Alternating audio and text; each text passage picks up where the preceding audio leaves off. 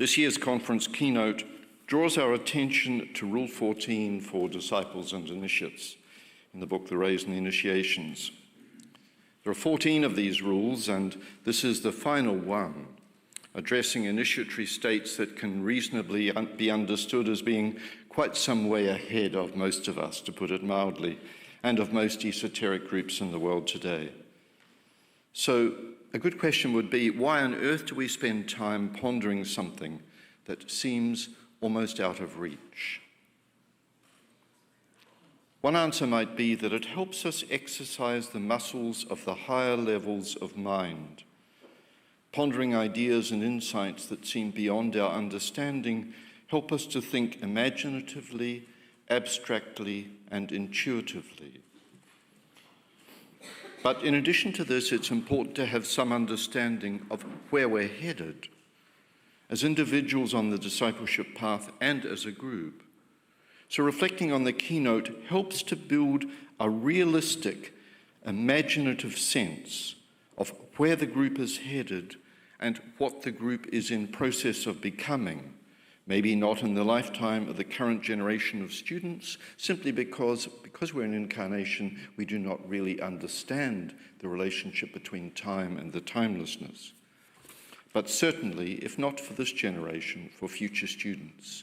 And those future students depend upon the work that's done now in our generation.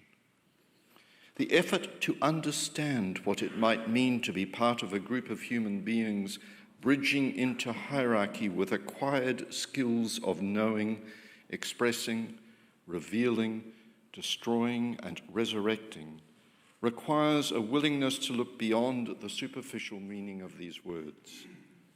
It requires also some humility, particularly for students of a teaching like the Alice Bailey teachings, some humility to accept that there are levels of meaning that are hidden to us, and that our current understandings are probably only scraping at the surface, no matter how magnificent they are in our experience. One of the ways to measure the state of development of an esoteric group on the discipleship path, as outlined by DK, one of the ways of really seeing who it is the authenticity and depth of the group's concern with the crises, challenges, and opportunities our species, the human species, faces on its evolutionary path. Care about and wise love for the human community are defining characteristics of any discipleship group. They ensure that the group is guided by a will to aid humanity and to be of use to the evolution of consciousness, culture, and civilization. And there's an added thing that they are a protection for an occult group, because occult groups are working with energy, and they are a reflection of the group's alignment with the forces of light. Right now, in these years heading into the third decade of the millennium, it seems clear that humanity is facing challenges and opportunities that are of initiatory significance, however we might understand that. It is as if Homo sapiens is undergoing the burning and scarring of initiation as it weighs up the options, penetrates the meaning of balance, and chooses a way forward that is evolutionary. The forces of materialism and separateness that are part of our inheritance as a species, and my inheritance and your inheritance, these forces that are embedded into the DNA of consciousness, are in our time being brought into relationship with stunning new insights that come from higher levels of mind and heart. Intelligent thinkers now have an understanding and a vision of interdependence and wholeness that is so much more sophisticated, refined, and scientifically fleshed out than it was in the years when Alice was working with DK. Every profession, every academic field, and every department of human activity seems at some level to be immersed in a cut and thrust muscular debate in which thought forms of separateness and competition are brought into a dynamic relationship and a tension with thought forms of wholeness and interdependence. That is an initiatory dynamic. That's what initiation is.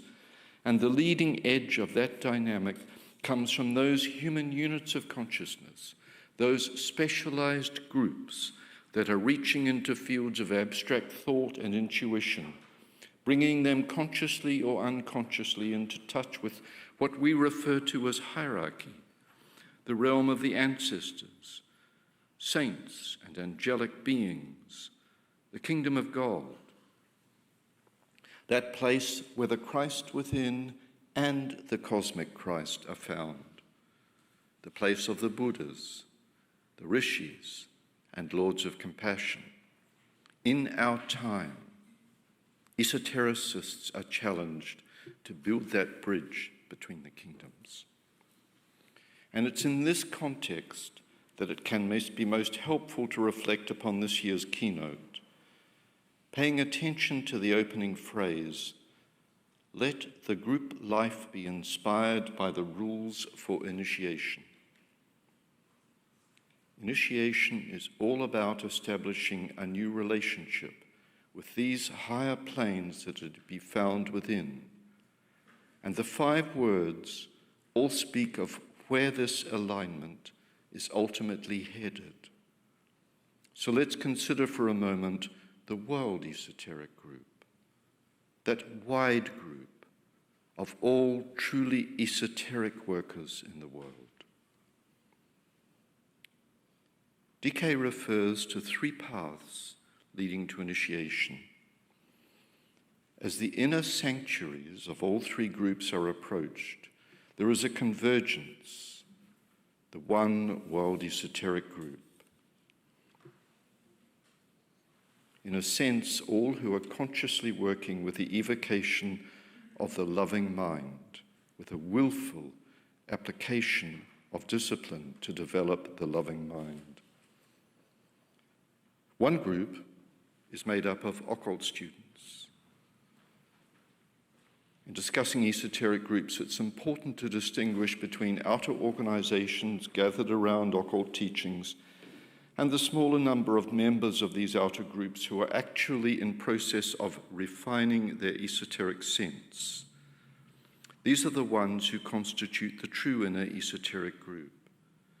It's such a wide group with many faces, following many approaches to the soul and to the service of the plan. Traditions that come from the East and are more alive in the East, traditions that come from the West and are more alive in the West, and of course, now increasingly traditions that draw on both East and West. We might think of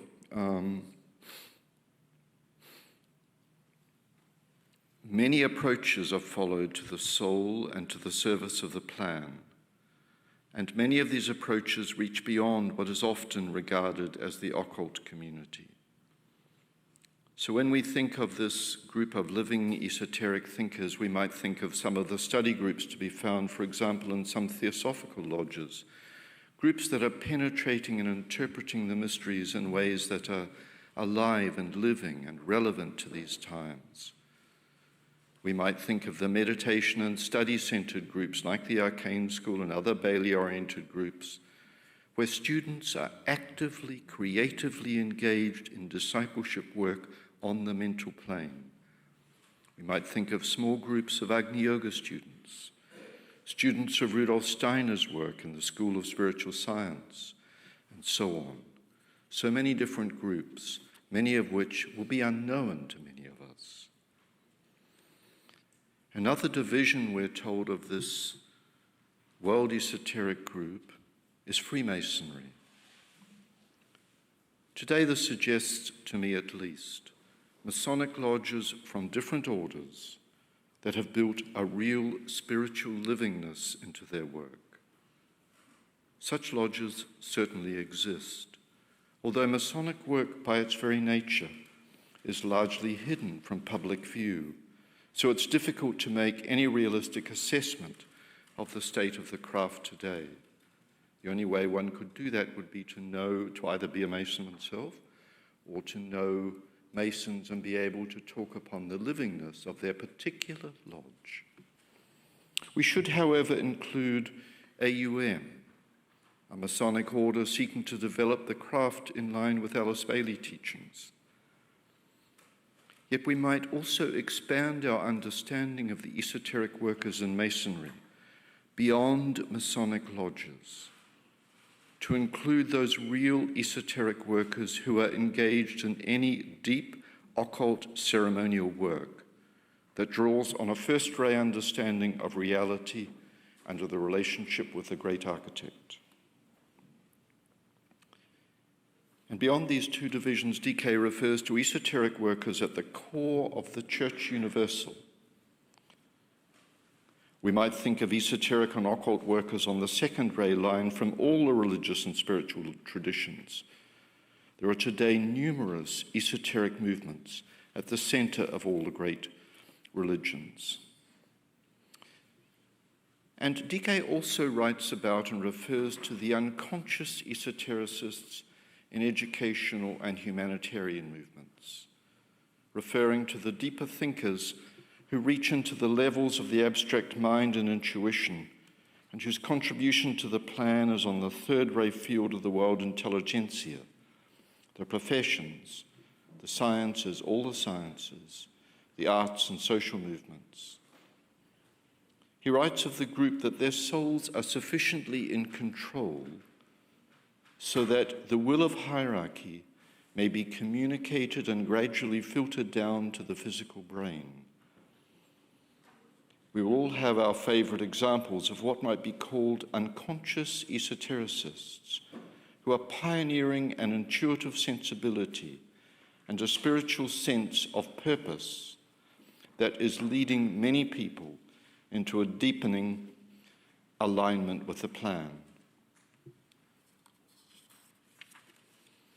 Together, all esoteric groups are pioneering a new relationship between the ashram on the inner side of life and the evolutionary thrust of humanity. Their work and thought brings something of the livingness of the ashram and of insights from the higher mind and buddhi into alignment with the world of incarnated human beings and with the way we think and live and construct cultures and civilizations.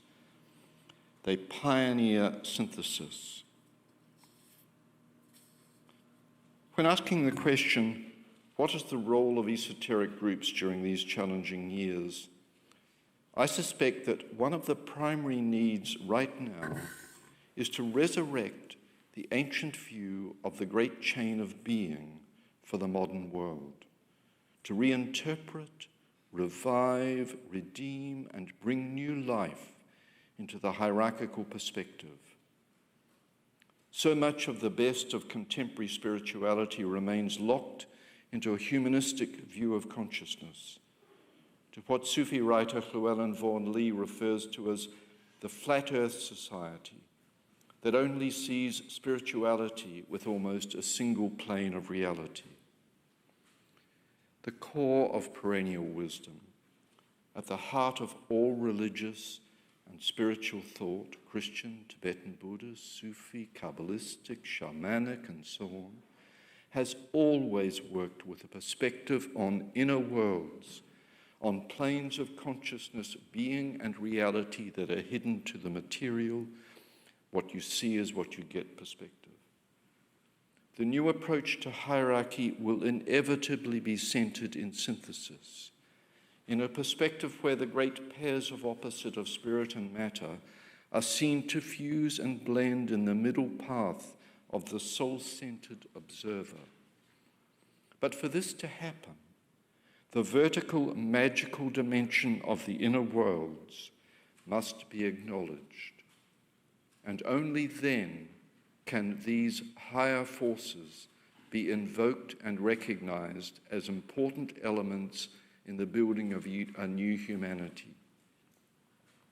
Perhaps it is the symbol of the even-armed cross that provides a hint of a new approach, fusing the vertical dimension of hierarchy with a horizontal dimension of radiance and service. This single task confronting the World Esoteric Group to bring the livingness of the hierarchical dimension of life into expression gives us one way of thinking, in Jean-Pierre's words, one window, one perspective, about the 5 words that the World Esoteric Group is destined to come to grips with. Know something of the reality of the even-armed cross and the vitality that comes from right relation between the vertical and horizontal arms, and know something of the point at which those 2 arms meet. Express with a well-formulated and well-thought-through simplicity why it is that the even-armed cross is relevant to the crises of our age. Reveal the livingness of the vertical dimension, giving new life and layers of meaning to academic studies, to scientific inquiries, and to all fields of thought. Destroy the dogmatic assumptions and idealistic images of hierarchy, as well as the demeaning thought form that equates the chain of being with outmoded hierarchical behaviors in human organizations and communities. And resurrect the life more abundant that is to be found through the right balance of the vertical and the horizontal.